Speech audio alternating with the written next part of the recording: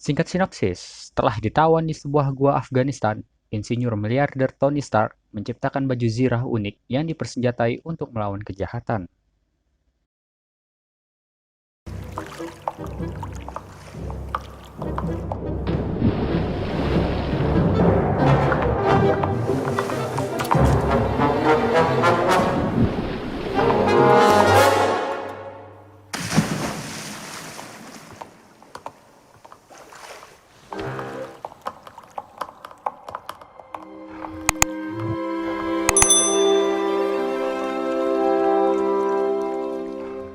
Pembaca Iron Man berkata telah mengumpulkan komik dari sejak tahun 1968 hingga yang terbaru pada tahun 2008.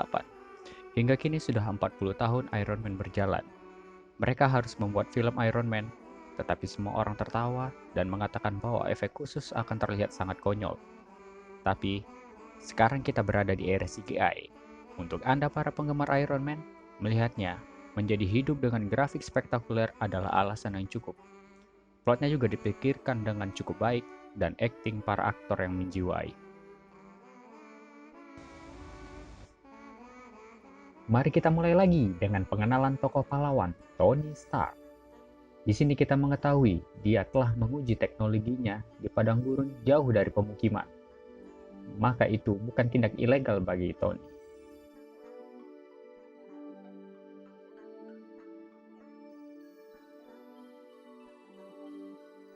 Popularitas dan kejeniusan Tony dimanfaatkan oleh pasukan pemberontak di Afghanistan.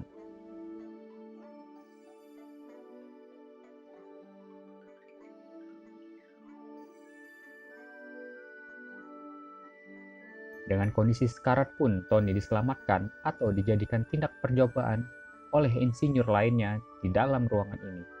Siapa sih lu kek?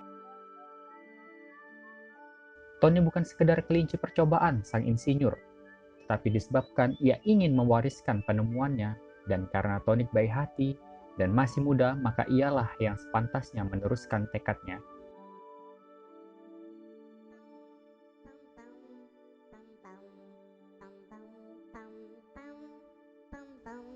Tony pun giat membantu merealisasikan wasiatnya dengan cara harus bisa segera keluar membawa formula di kepala Tony dan komponen manusia robot di dadanya.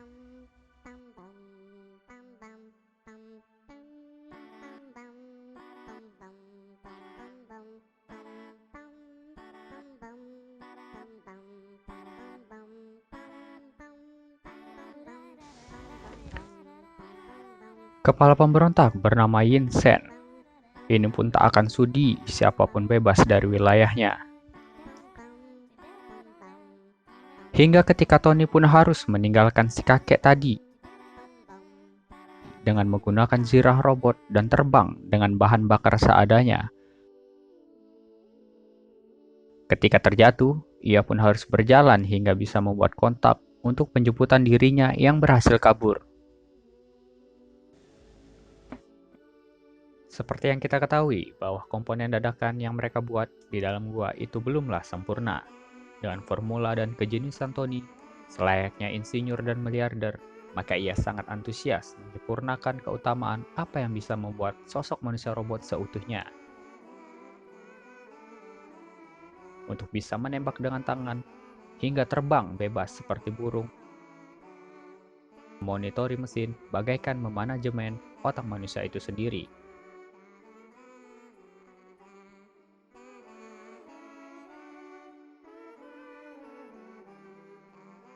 Di sudut lain pun, si Yin Sen tetap teguh memegang dendam kepada Tony. Dikala Tony melihat sebuah berita memberitakan sebuah tanggung jawab yang harus ia selesaikan akibat ulah si penculiknya tadi di perbatasan Afghanistan.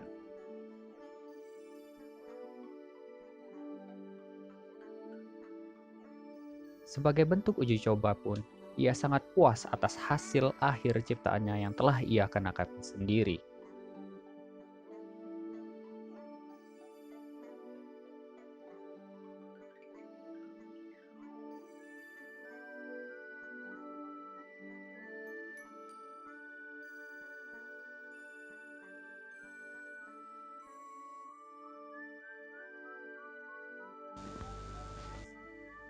Di lain waktu, muncullah sosok miliarder bernama Obadiah Stane yang derajatnya di bawah Tony. Sangat ingin mendapatkan formula serupa. Iri, bilang bos. Yang ia ketahui dari si kakek cerdas di gua tadi.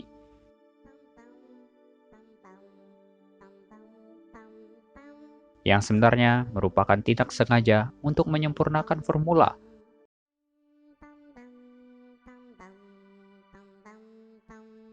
Dan nantinya akan dinikmati sendiri oleh miliarder tua tadi.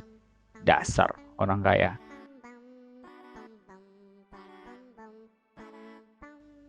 Dengan kondisi Tony yang sekarat, akibat sumber energi Tony sebenarnya cukup menyatu dengan komponen robot.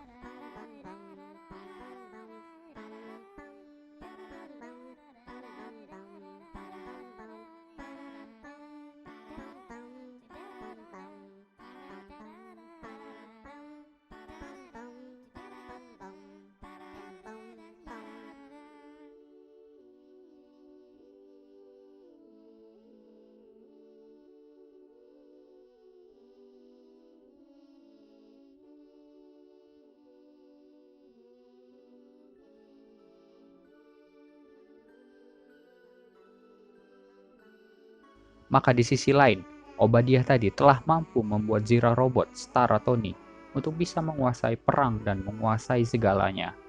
Astaga, gelut sini anjir.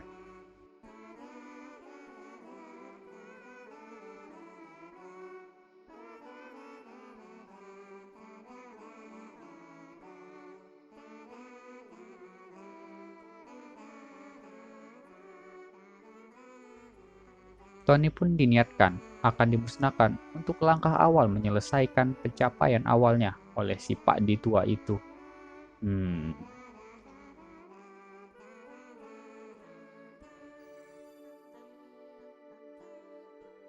Maka Tony beserta asistennya pun tertuntut memiliki tanggung jawab untuk melindungi seisi kota.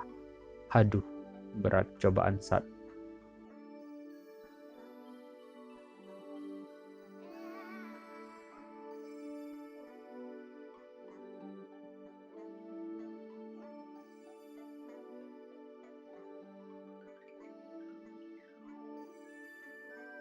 Dan formula robot ini dengan sangat rahasia dengan Tony sebagai pahlawan manusia robot pertama.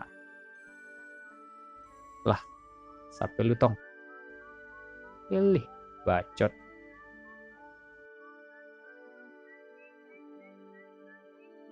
Kutipan yang bias kita ambil.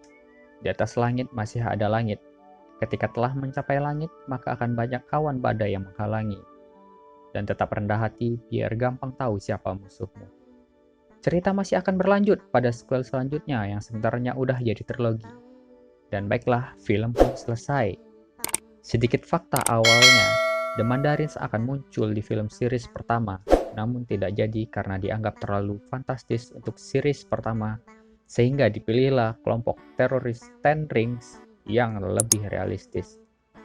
Namun, kenyataannya pada saat film ini dibuat, justru Obadiah Stane atau Iron Monger yang menjadi musuh Iron Man. Thank you for watching.